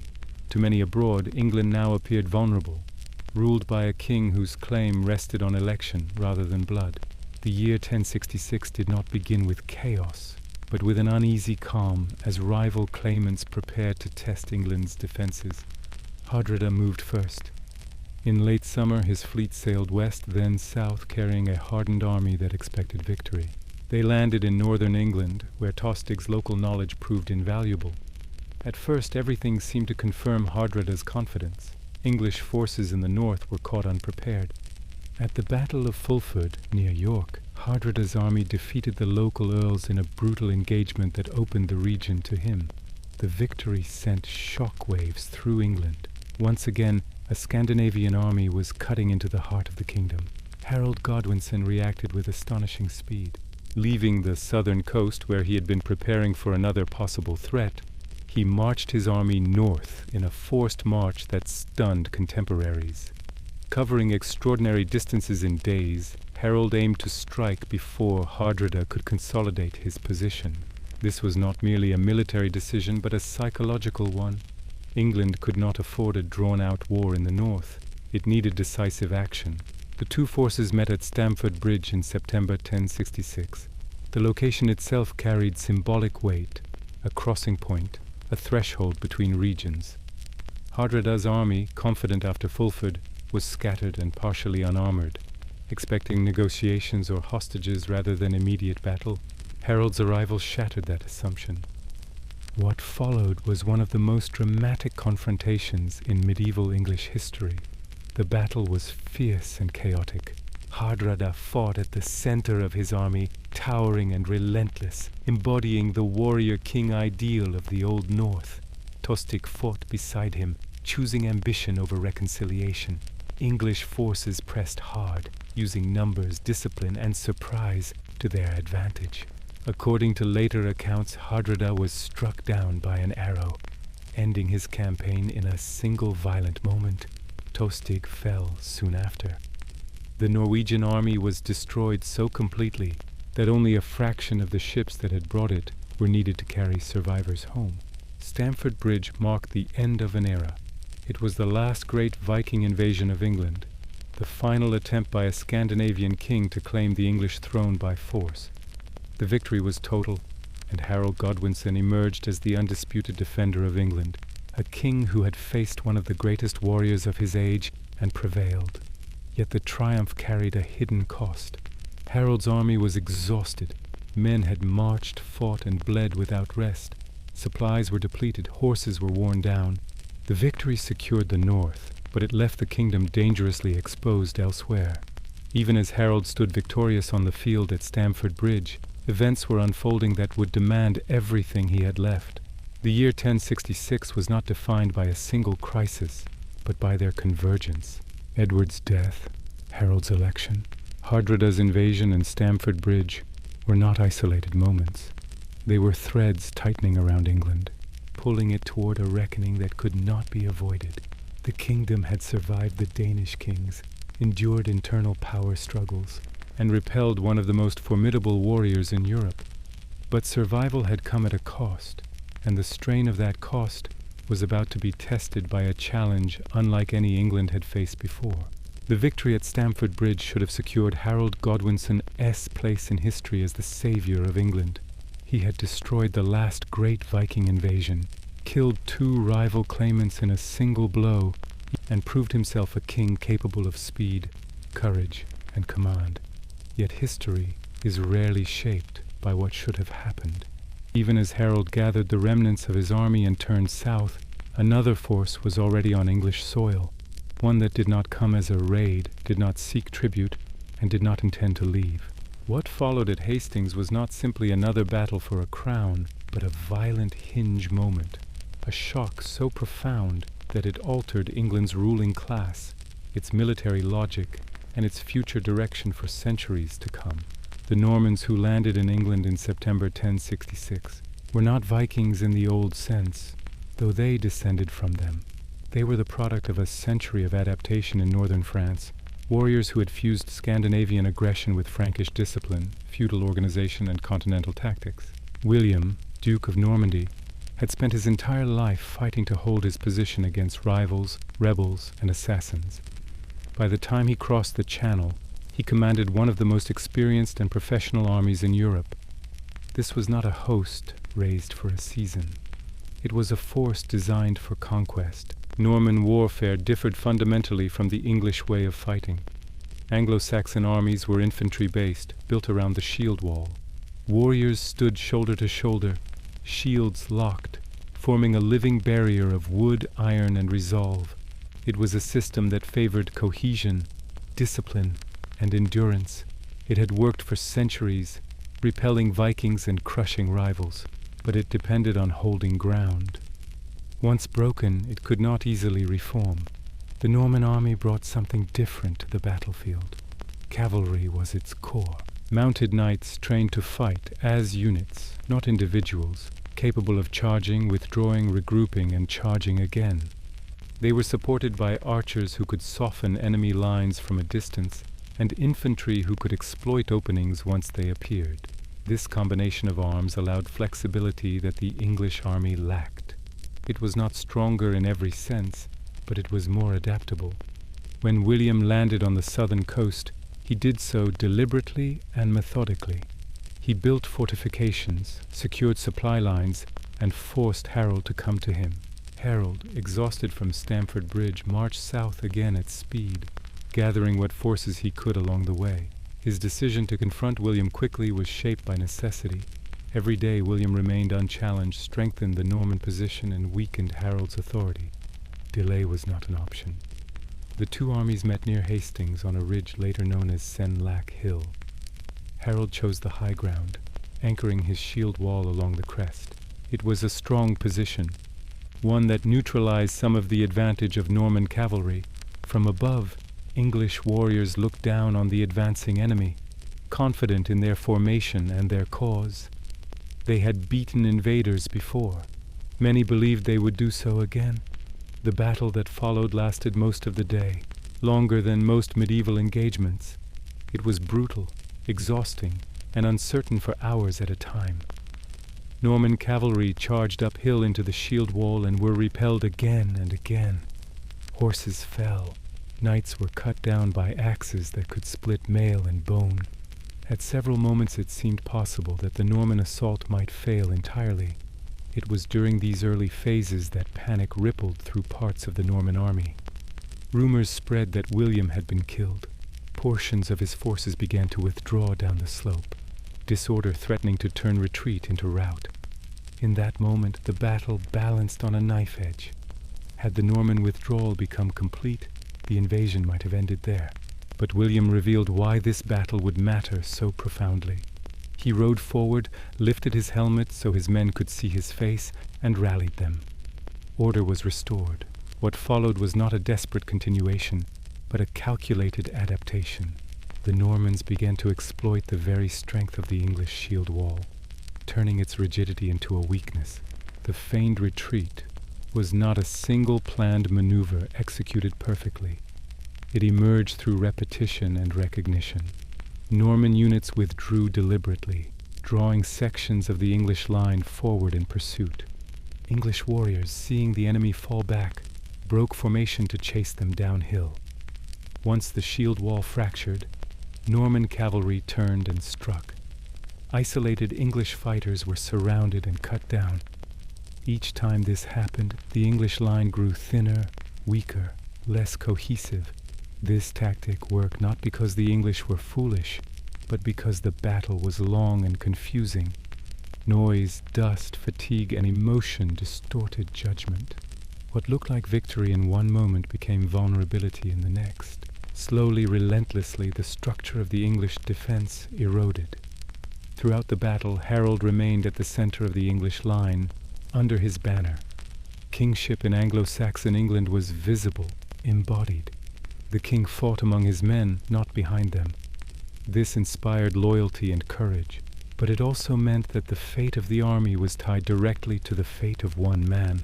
As long as Harold stood, resistance continued.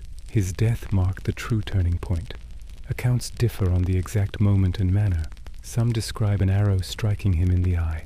Others suggest he was cut down by Norman knights after being wounded.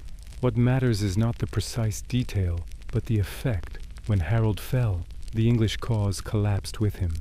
Leadership vanished. The remaining warriors fought on briefly, then broke and fled. By nightfall, the field belonged to William.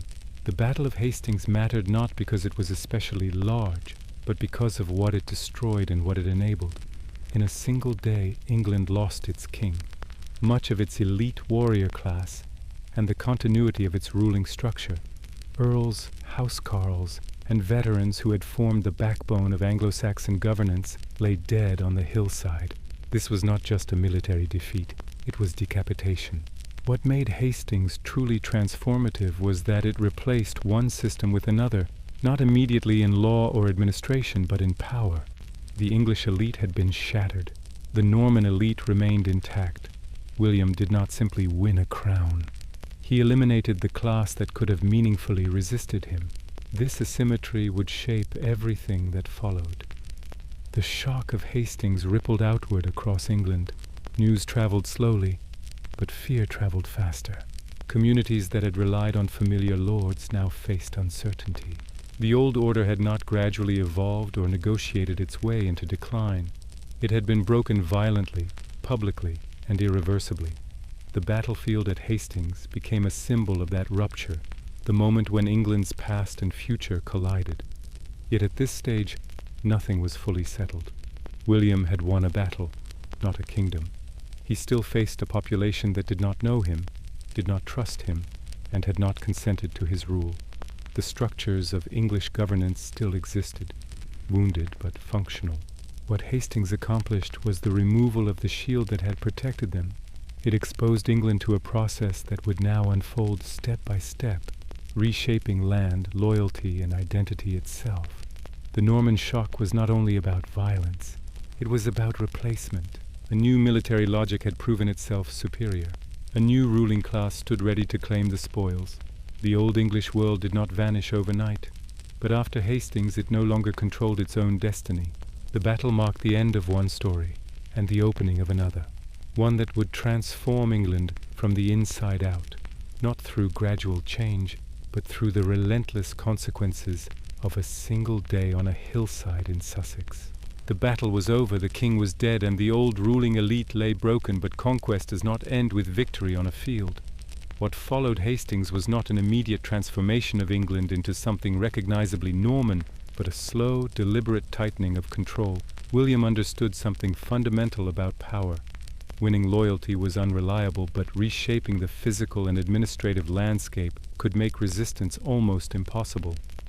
The new order that emerged in the years after 1066 was not built on speeches or ceremonies alone. It was built on land redistribution, stone, parchment, and an entirely new way of organizing authority. At the heart of this transformation was feudalism, imposed not as a philosophical system, but as a practical solution to rule a hostile land. Under Anglo-Saxon kings, landholding had been complex and layered, with powerful earls, local thanes, and regional customs. William swept much of this away. In theory, all land in England now belonged to the king. In practice, it was granted out in return for service, primarily military service, binding lords to the crown through obligation rather than ancestry. This was not a gentle transition. English nobles who had survived Hastings found themselves dispossessed, replaced by Norman lords who owed everything to William personally. Land became the currency of control, and loyalty became something measured in acres and armed men. This redistribution was breathtaking in scale. Within a generation, the vast majority of England's land was in Norman hands. Families who had ruled for centuries vanished from positions of power almost entirely. What made this especially effective was that Norman landholding was deliberately fragmented. Lords were granted estates scattered across different regions rather than concentrated blocks. This prevented them from building independent power bases capable of challenging the king. Feudalism in England was designed from the beginning to serve the crown first. Yet land alone could not enforce obedience. Stone could. One of the most visible symbols of the new order rising across England was the castle. Before 1066, fortifications existed, but they were relatively rare and often communal. The Normans introduced something new: the private fortress, built quickly, placed strategically, and designed to dominate both landscape and population. Motte and bailey castles sprang up across the country, often within sight of towns, roads, and river crossings. They were not just defensive structures, they were statements. A castle did not need to be large to be effective. Its presence alone altered behavior.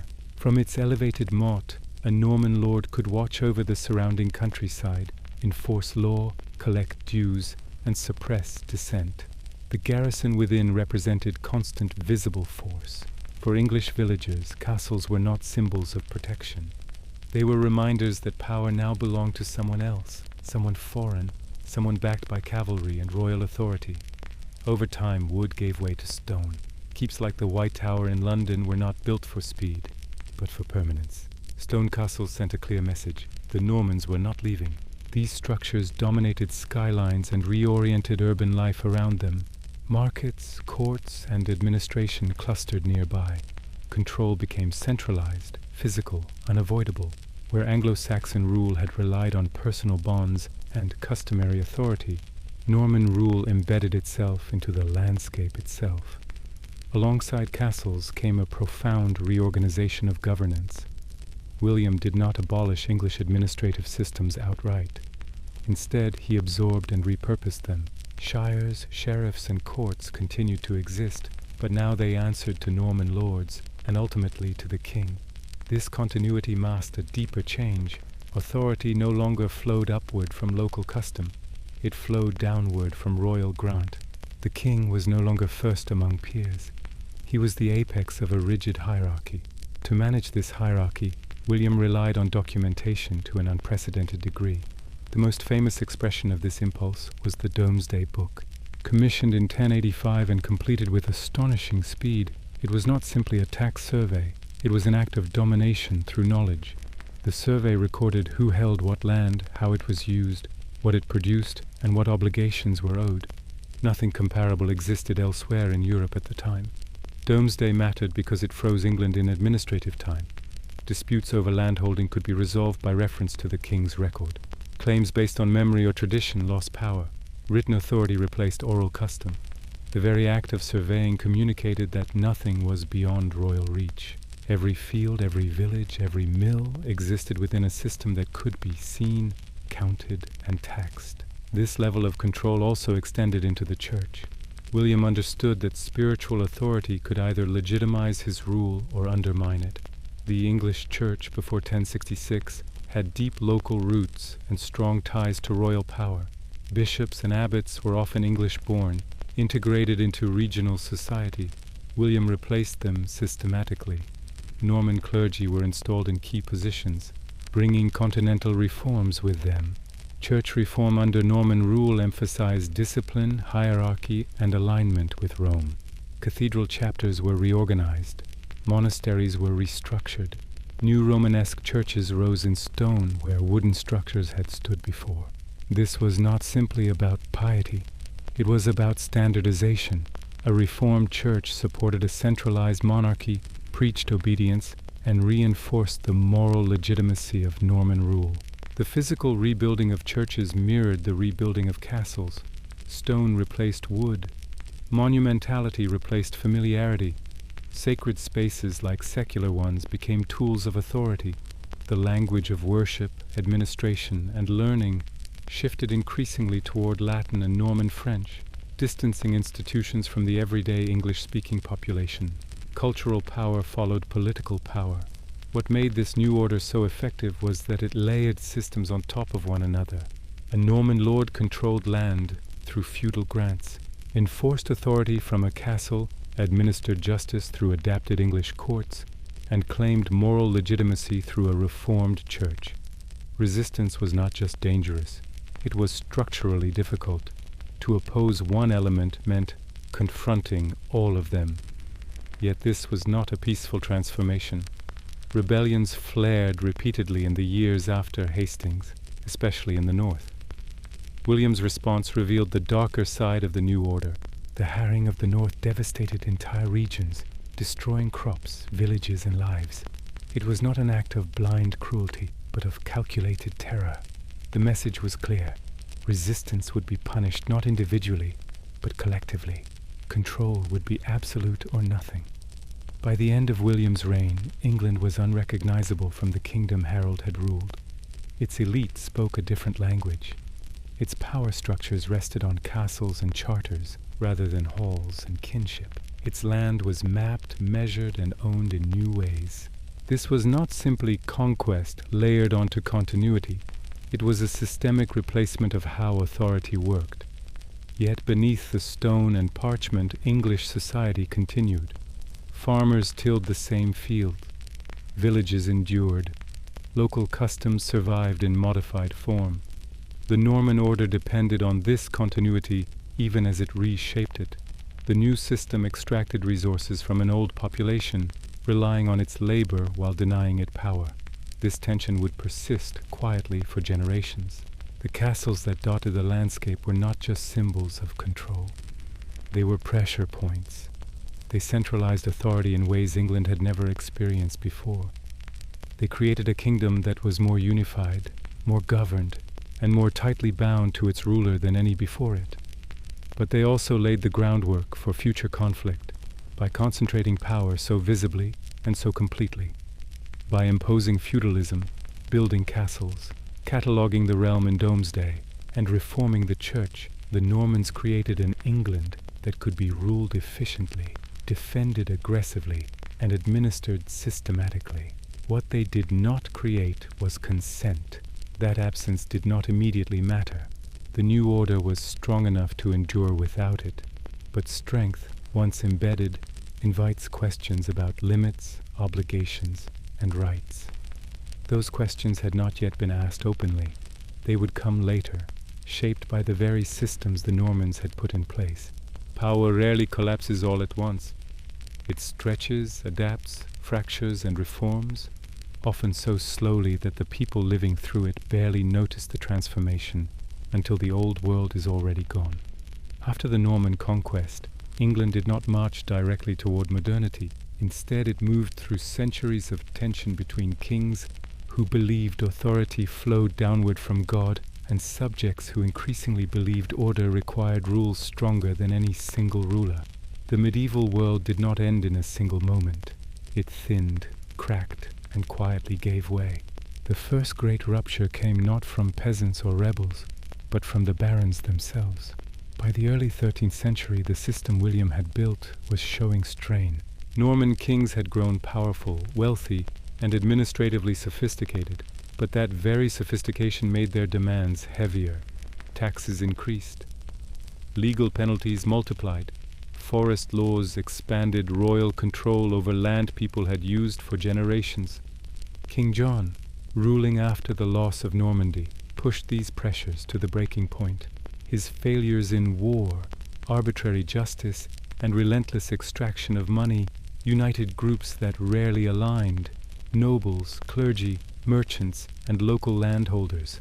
Magna Carta, sealed in 1215, was not a declaration of democracy, nor was it meant to protect everyone equally.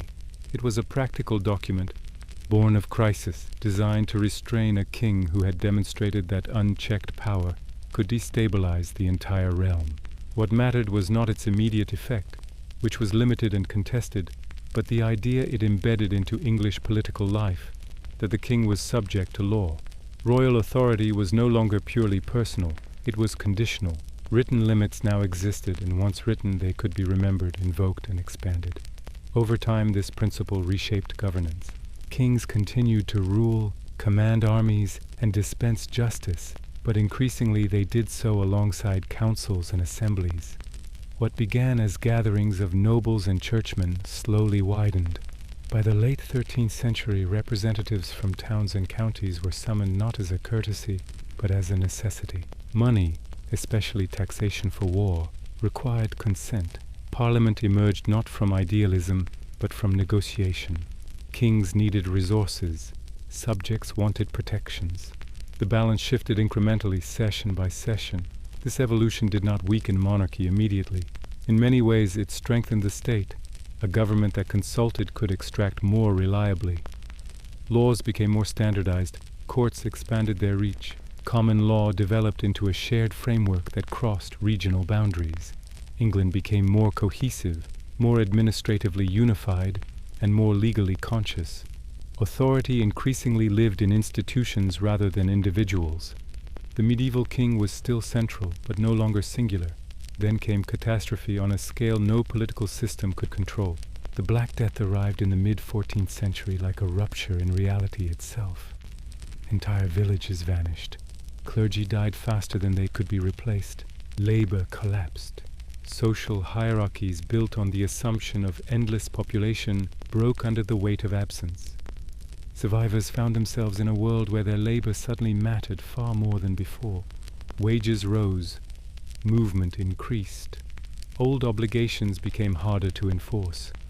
The ruling class attempted to restore the previous order through law, freezing wages and binding workers to land, but the world had changed too deeply.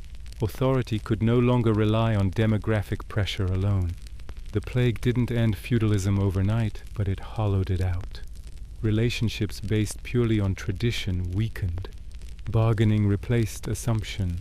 The medieval social contract began to loosen, thread by thread. Political instability followed. As England moved through the late medieval period, it did so under recurring strain. Kings ruled amid financial pressure, noble rivalry, and popular unrest. The peasants' revolt of 1381 did not succeed, but it revealed something new. Ordinary people were willing to articulate grievances, invoke law, and confront authority openly. Even failure left traces.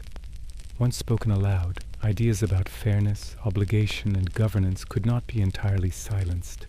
The 15th century brought another kind of rupture.